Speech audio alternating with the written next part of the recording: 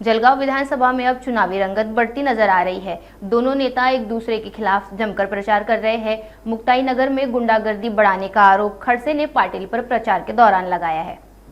जलगांव में राष्ट्रवादी कांग्रेस पार्टी के वरिष्ठ नेता एकनाथ खड़से द्वारा विधायक चंद्रकांत पाटिल पर लगाए गए आरोप के बाद पाटिल ने पत्रकार परिषद लेकर एकनाथ खड़से और अपनी नार्को टैक्स की मांग की है, लेकिन अब खड़से ने पूरे सबूतों के साथ पाटिल पर फिर तोप तानी है। दरअसल खड़से ने मीडिया के सामने एक वीडियो जारी किया है। इस वीडियो में वही शख्स है जो मुक्ताई नगर के निर्दलीय उम्मीदवार विनोद सोनवने के प्रचार रैली के दौरान गोलीबारी में शामिल हुआ था। इस शख्स को 2 दिन पहले ही चंद्रकांत पाटिल की प्रचार रैली में भी पाया गया। अब खड़से ने पाटिल पर हमला बोलते हुए सवाल पूछा है कि इस अपराधी से आखिर पाटिल का क्या रिश्ता है।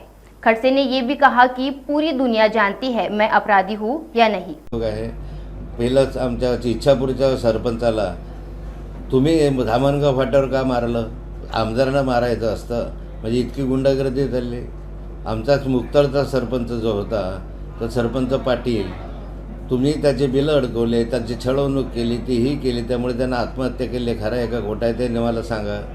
तुम्ही परवा दिवशी तुमच्या कार्यकर्त्यांनी गहूखेडा येथे मधू पाटील नावाचा आमचा कार्यकर्ता आहे त्याच्या घरावर जाऊन हल्ला केला, हे खरं आहे की नाही ते सांगा।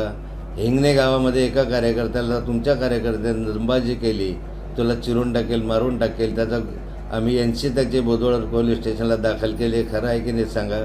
मग गुन्हेगार कोण आहे? आणि साऱ्या गावागावामध्ये 5-10 पोरं गुंडागर्दी करतात, गुन्हेगारी करतात, महिलांची छेडखानी करतात, हे कोण आहे ते तपासलं पाहिजे ना।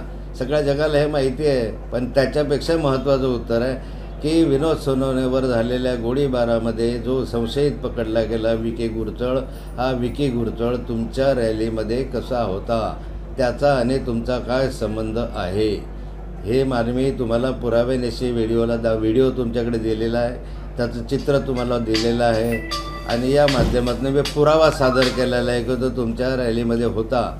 मला दाखवा की रॅलीमध्ये नव्हता, रॅलीमध्ये होता याचा मी तर व्हिडिओ रेकॉर्डिंगच दिलेला आहे। तो दिखायला दुसऱ्या दिवशी गोळीबार झाला आणि त्याला पकडण्यात आलं। मग तुमचा काय संबंध होता, तुमच्या रॅलीमध्ये आला कसं, याचं उत्तर मला हवं आहे। बाकीचं उत्तर मी काही देणार नाही तुम्हाला। काय आहे आणि काय नाही, हे काय केलं, कोणी महिलेची हत्या झाली आणि काय झाले, तुम्ही काय काय उद्योग केले, 40 गावून आली, इथे कसे उद्योग केले, सगळे आमच्या मतदारसंघाला माहिती आहे। पहिल्यांदा ह्याचं उत्तर द्या की ह्या विकी गुरचळचा तुमचा काय संबंध आहे ज्याने गोळीबारामध्ये ज्याला अटक केली।